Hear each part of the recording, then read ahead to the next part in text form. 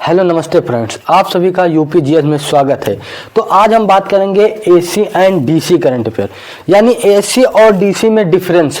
तो कल का वीडियो हमारा था कि एसी करंट, कल हमने बात किया था चैप्टर में एसी करंट यानी अल्टरनेटिंग करंट। एसी करंट क्या है? तो कल हमने डिफिनेशन बताया था कि एसी विद्युत धारा जिसका परिणाम और दिशा समय के साथ परिवर्तित हो उसे हम एसी करंट कहते हैं।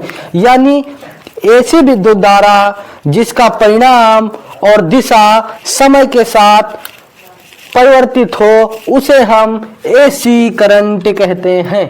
एसी करंट की जो फ्रीक्वेंसी होती है वो 1 सेकंड में 50 हर्ट्ज होती है।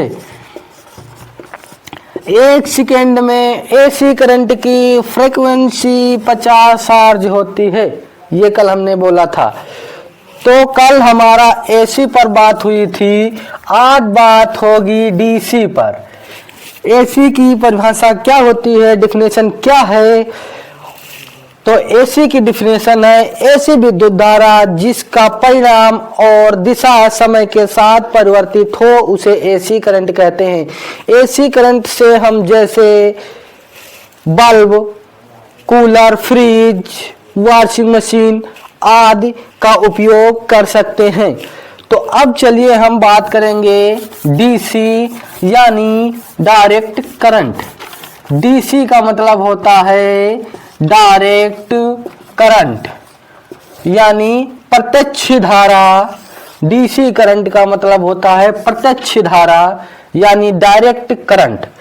तो डायरेक्ट करंट की फ्रीक्वेंसी देखा जाए तो नहीं होती है। ये देखिए, ये डायरेक्ट करंट का ग्राफ है।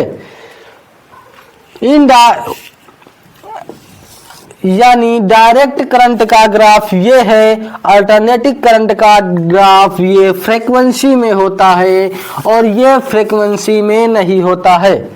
प्रत्यक्ष धारा को एक समान रूप से समान रूप से बहती है।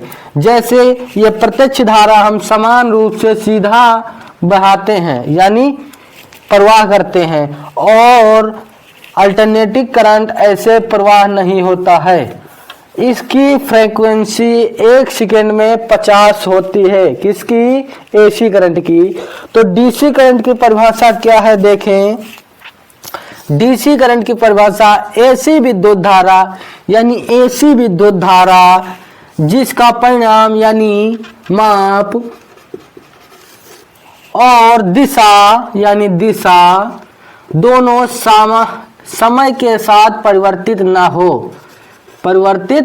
हो। तो ये जो है, ये जो धारा है इसमें परिणाम और दिशा कुछ परिवर्तित नहीं हो रहा है, ये देखिए। इसीलिए इसे डायरेक्ट करंट कहते हैं यानी डायरेक्ट करंट कहते हैं। तो डायरेक्ट करंट की परिभाषा क्या है?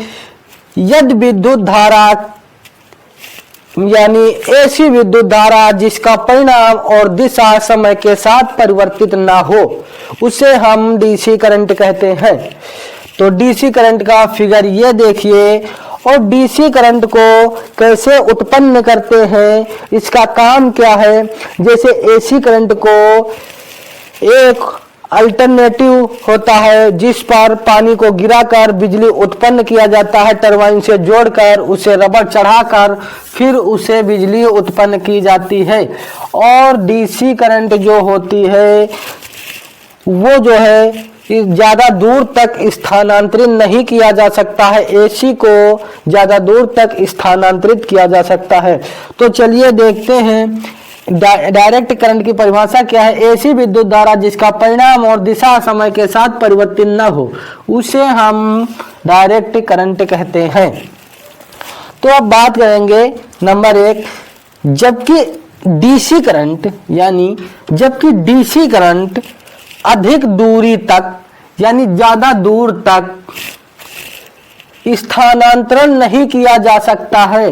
यानी ज्यादा दूर तक इसे नहीं भेजा जा सकता है, डीसी करंट को ज्यादा दूर तक नहीं भेजा जा सकता है, यानी एक शहर से दूसरे शहर में स्थानांतरित नहीं किया जा सकता है डीसी करंट को।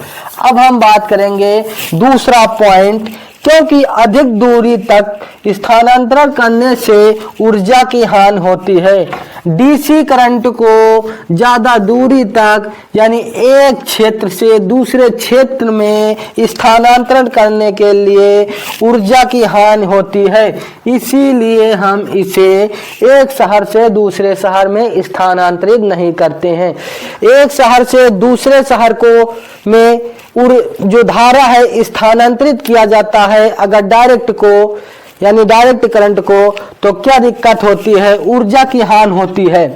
तो ऊर्जा की हानि किस करंट में होती है, अगर एक शहर से दूसरे शहर में करंट को सप्लाई दिया जाए तो डायरेक्ट करंट में ऊर्जा की हानि होती है अगर एक क्षेत्र से दूसरे क्षेत्र में ले जाएं।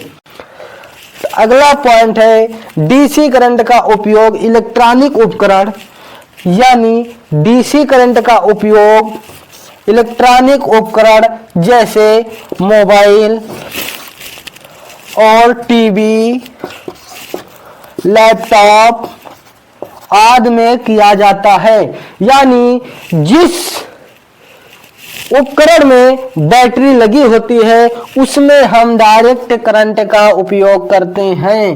जिसमें बैटरी लगी होती है उसे हम डायरेक्ट करंट में उपयोग करते हैं। और जैसे बल्ब है, फ्रिज है, कूलर है, इसमें बैटरी नहीं होती है, इसे हम एसी करंट से चलाते हैं, यानी एसी करंट का उपकरण है।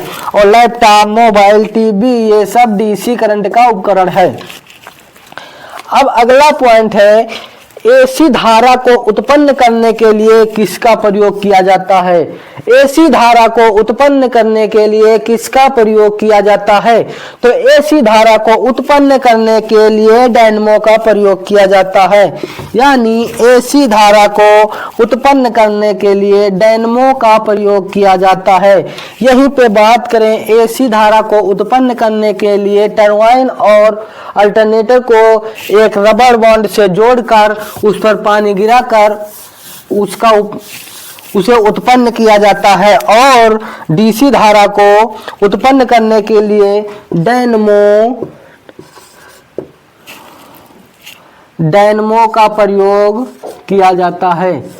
डीसी धारा को उत्पन्न करने के लिए डायनेमो का प्रयोग किया जाता है, जबकि डीसी धारा को अधिक दूरी तक नहीं ले जाया जा सकता है। अधिक दूरी ले जाने के लिए उसमें ऊर्जा की हानि होती है और इसे हम मोबाइल, लैपटॉप आदि में उपयोग करते हैं। डीसी धारा को उत्पन्न करने के लिए डायनेमो का प्रयोग किया जाता है। डीसी धारा को एसी में परिवर्तित करने के लिए हमें किस चीज की आवश्यकता होती है, तो डीसी धारा को एसी में परिवर्तित करने के लिए इन्वर्टर का प्रयोग किया जाता है। डीसी धारा को एसी में परिवर्तित करने के लिए इन्वर्टर का प्रयोग किया जाता है।